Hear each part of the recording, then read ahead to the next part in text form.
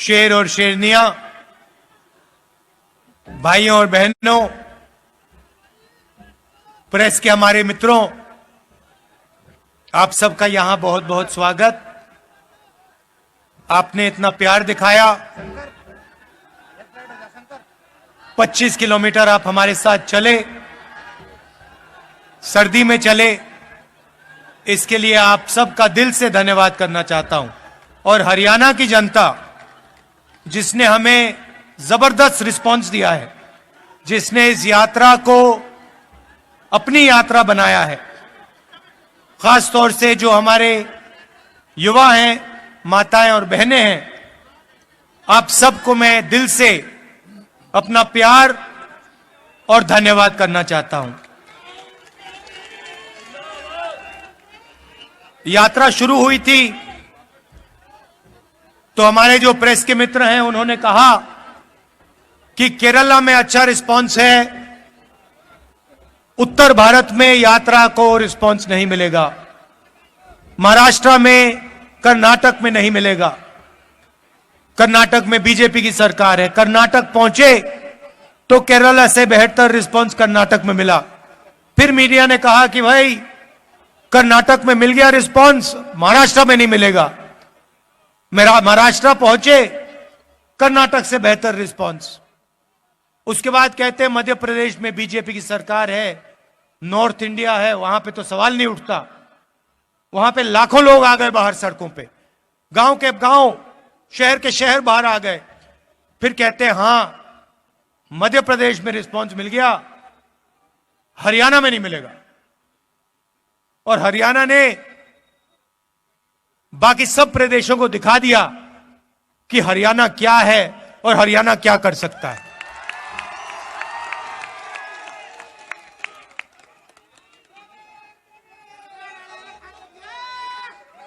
और जो हमने नफरत मिटाने की बात की, डर मिटाने की बात की, वो सचमुच हमें इन सड़कों पे आपने दिखाया है। इस यात्रा में किसी ने गलत तरीके से किसी से बात नहीं की। कोई गिरा, चाहे हिंदू हो, मुसलमान हो, सिख हो, ईसाई हो, मैंने अपनी आंखों से देखा। जैसे ही गिरा, यात्रा ने उस व्यक्ति को अपने गोद में लिया। किसी ने नहीं पूछा भाई तुम हिंदू हो, मुसलमान हो, सिख हो, ईसाई हो, कौन सी जात के हो, ना। जैसे ही कोई गिरा, वैसे ही पूरी यात्रा ने, हिंदुस्तान ने उसको अपना माना, उसको उठाया, पानी पिलाया, अगर पट्टी की जरूरत थी पट्टी की, और फिर कहा चलो चलो हमारे साथ चलो। यह आपने दिखाया हमें। और यह नई चीज नहीं है। यह आपका जो प्रदेश है, यह सदियों से देश को यही दिखा रहा है। महाभारत की जमीन है, कौरव पांडवों की जमीन है। जो उस समय लड़ाई थी, बात लोगों को अभी समझ नहीं आ रही है, मगर जो उस समय लड़ाई थी वही आज लड़ाई है। लड़ाई किसके बीच में है?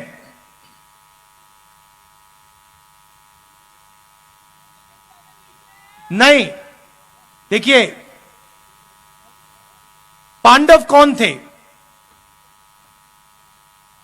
अर्जुन, भीम, ये लोग कौन थे? ये लोग तपस्या करते थे। ये लोग तपस्या करते थे। क्या पांडवों ने इस धरती पे नफरत फैलाई थी क्या? आपने महाभारत पढ़ी है, क्या उसमें लिखा है कि पांडवों ने किसी गरीब व्यक्ति के खिलाफ अपराध किया कहीं लिखा है?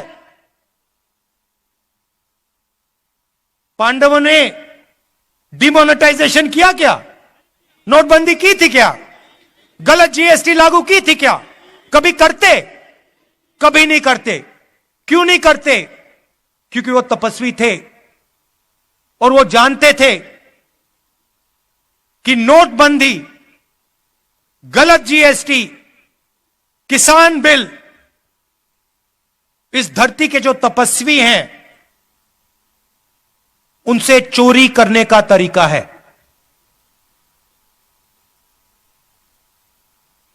एक तरफ तपस्वी थे, 5 थे, दूसरी तरफ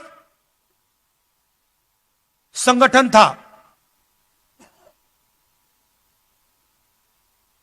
एक तरफ 5 तपस्वी और भीड़,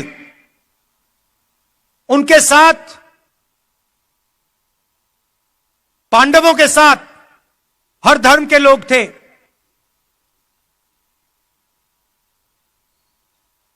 जैसे यहां पे यात्रा चल रही है, इसमें कोई ये नहीं पूछता भैया कौन हो, कहां से आए हो। मोहब्बत की दुकान है ये। पांडवों ने भी, आप याद रखिए, पांडवों ने भी अन्याय के खिलाफ काम किया था। पांडवों ने भी नफरत के बाजार में मोहब्बत की दुकान खोली थी। देखिए पुलिस वाले सिर हिला रहे हैं, देखिए मुस्कुरा के सिर हिला रहे हैं पुलिस वाले। समझते हैं ये? भैया कैमरा इस साइड मत दिखा देना, फंस जाएंगे। गलती से भी मत दिखा देना। कौरव कौन थे भैया? कौरवों के हाथ में 21वीं सदी के कौरव बता देता हूं। 21वीं सदी के कौरव हाफ पैंट, खाकी हाफ पैंट पहनते हैं,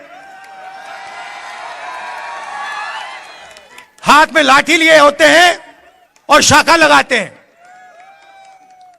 उनके साइड में, उनकी तरफ हिंदुस्तान के 2-3 सबसे अमीर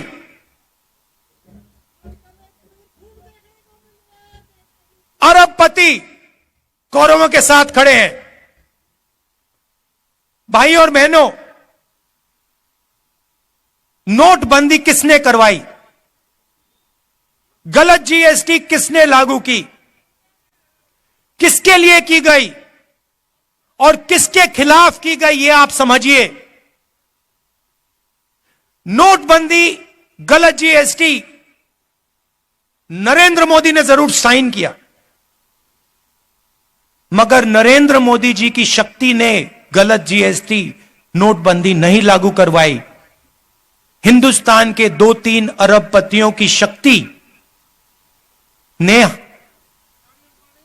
इन्होंने प्रधानमंत्री का हाथ चलाया। मानो ना मानो, आपको देखने को मिलेगा उस समय के अरबपति पांडवों के साथ खड़े थे क्या? अगर खड़े होते तो पांडव जंगल में क्यों बैठे थे? पांडवों को घर से क्यों निकाला? क्योंकि उनके साथ अरबपति नहीं खड़े थे, मगर उनके साथ इस धरती की जनता, इस धरती के किसान, इस धरती के मजदूर, इस धरती के गरीब, इस धरती के छोटे दुकानदार, इस धरती के स्मॉल और मीडियम बिजनेस सब खड़े थे। यह देश भाई और बहनों, यह देश तपस्वियों का देश है। मुझे कहा जाता है, मुझे किसी ने कहा आप 3000 किलोमीटर चले। मैंने उससे कहा तो क्या हुआ? मैंने क्या बड़ी बात कर दी? अगर आप जाओ और इस देश के किसी भी किसान से पूछो, भाई पिछले 4 महीनों में आप कितने किलोमीटर चले हो, वो आपको बता देगा 3000, 4000, 5000 किलोमीटर चला हूं। हां, कन्याकुमारी से दिल्ली नहीं चला हूं, मगर अपने खेत में चला हूं, मंडी गया हूं, मंडी जाकर वापस आया हूं, फिर मंडी गया हूं, फिर वापस आया हूं, खाद खरीदने गया हूं, बीज खरीदने गया हूं। मैंने क्या बड़ा काम किया? कुछ नहीं। किसी भी मजदूर से आप पूछ लो, आपको बताएगा 24 घंटा मैं सर पर बोझ रख के आगे पीछे आगे पीछे आगे पीछे चलता जाता हूं। वो ये जो घड़ी है ना, फिटबिट वाली, ये जो मैं पहना हूं, जो किलोमीटर दिखा देती है, वो नहीं पहनता है। इसलिए उसको शायद पता नहीं लगता कितने किलोमीटर चला है। हमारे साथ यात्री चले, मुझे कहते हैं भैया 3000 किलोमीटर चले। मैंने उससे कहा, भैया तुम्हें खाना मिला आज सुबह? भोजन खाया तुमने? कितने बार भोजन खाया? 3 बार खाया ना। तो वो जो चल रहे हैं, आधी रोटी खा रहे हैं, और तुम क्या बड़ी बात कर रहे हो? वो आधी रोटी पे 3000 किलोमीटर चलते हैं, तुम भरपूर खाना खा के 3000 किलोमीटर चल के छाती फैला रहे हो। क्या मतलब है इसका?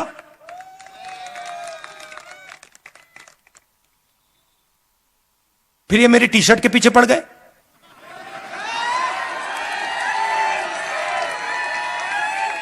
इनको अभी तक समझ नहीं आ रही बात। नहीं, उनको समझ नहीं आ रही बात। देखो, ये कह रहे हैं टी शर्ट क्यों पहना है, ये सफेद टी शर्ट क्यों पहना है, इसको सर्दी नहीं लगती। सबसे पहले मैं आपको बताता हूं क्यों पहना हूं।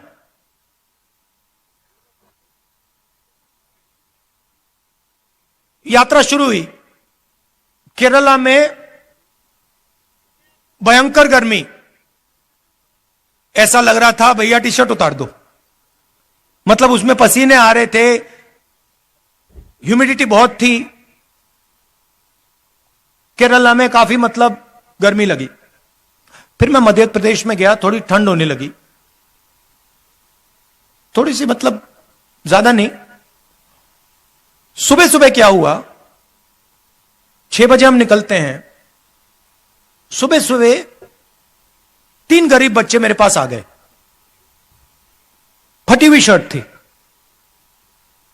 और जब मैंने उनको ऐसे पकड़ा, हाथ लगाया फोटो के लिए, फोटो लेना चाहते थे, एक इस साइड और एक साइड लड़कियां थी, एक इस साइड एक इस साइड। जैसे मैंने उनको पकड़ा, वो कांप रही थी, ठंड से कांप रही थी। और फिर मैंने देखा पतली सी शर्ट थी।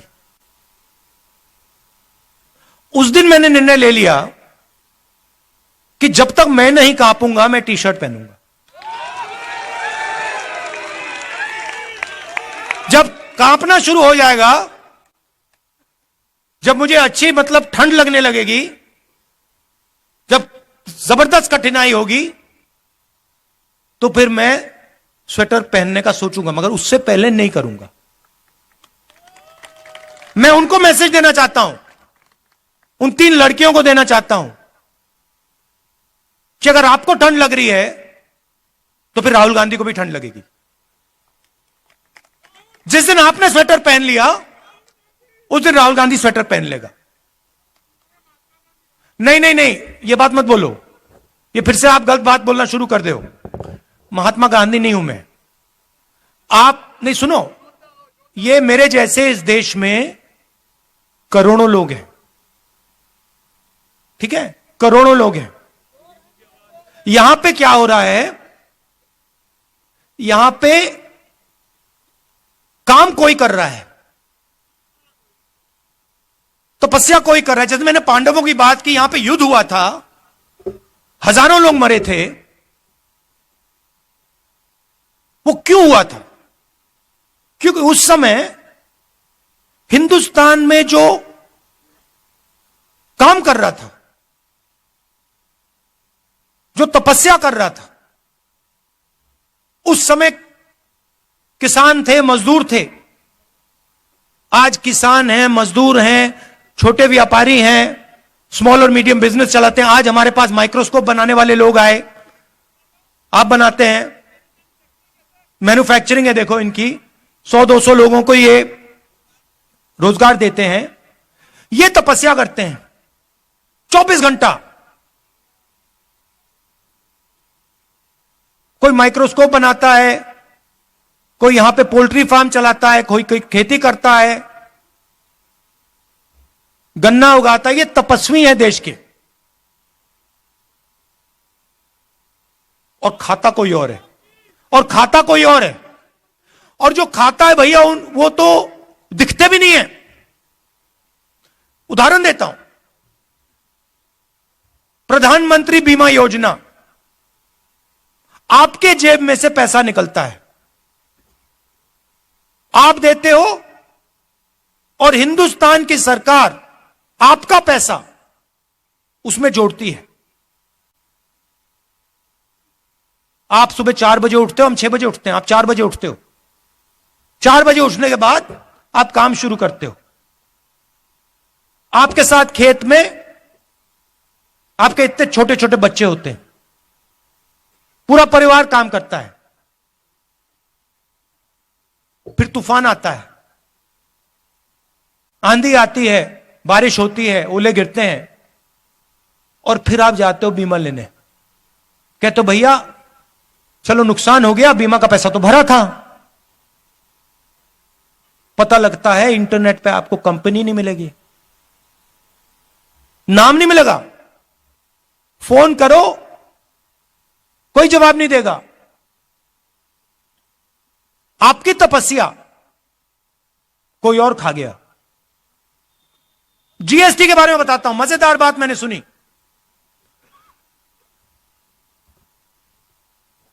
अगर आप, चाहे वो मैदा हो, गुड़ हो, अगर आप 25 किलो से कम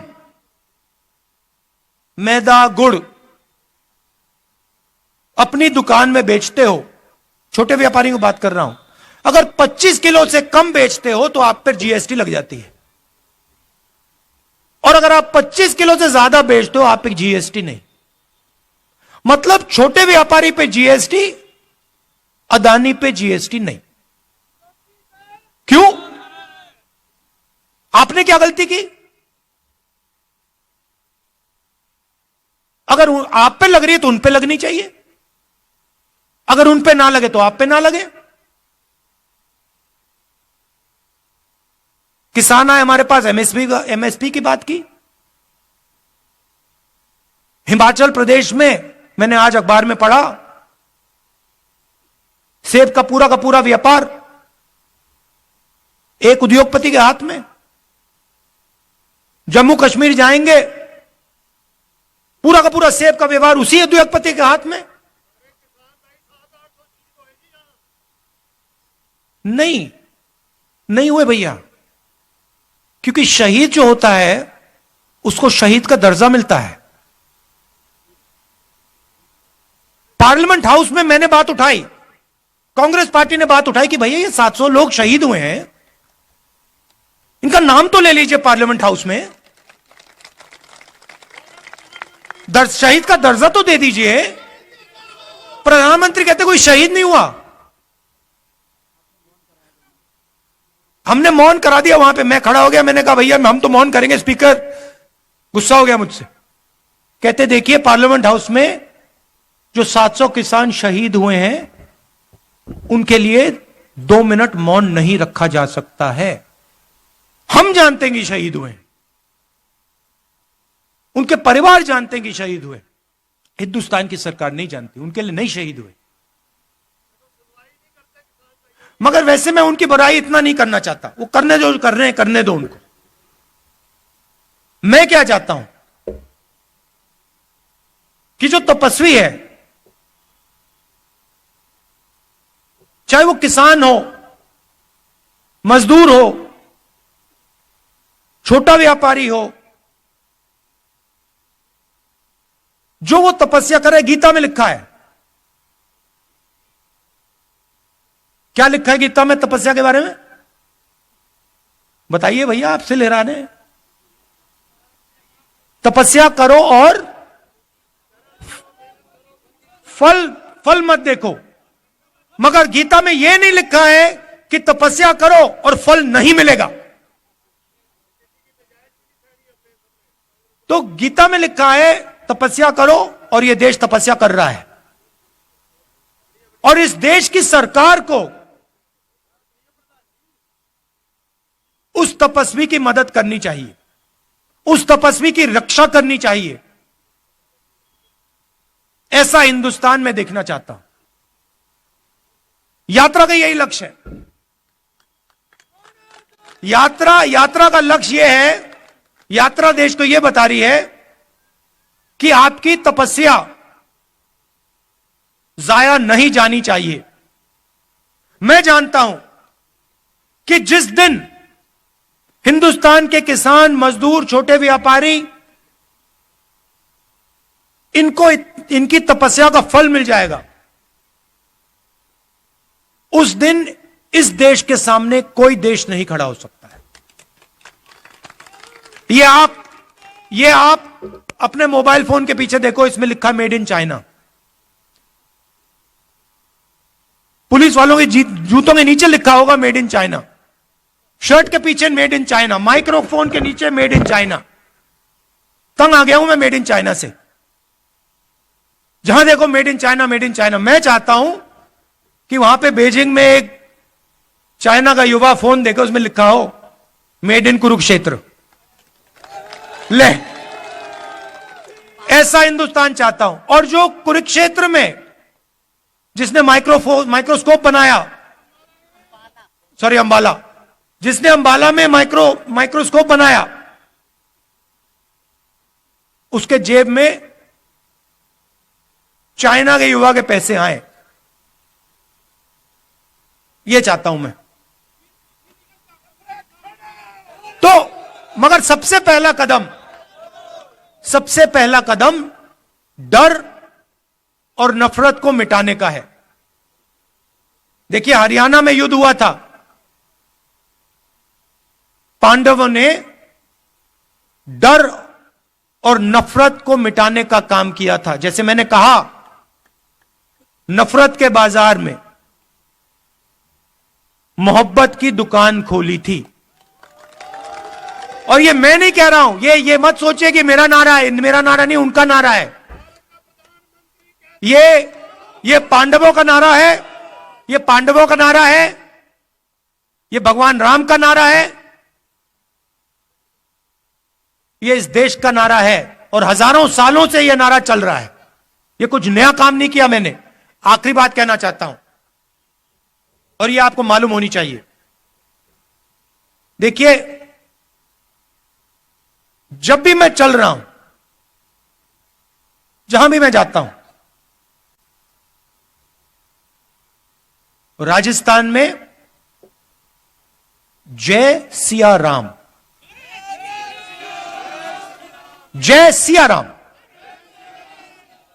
अच्छा, ये आरएसएस वाले हर हर महादेव तो कभी नहीं कहते। अब देखो, नोट करो, कभी नहीं कहते। ये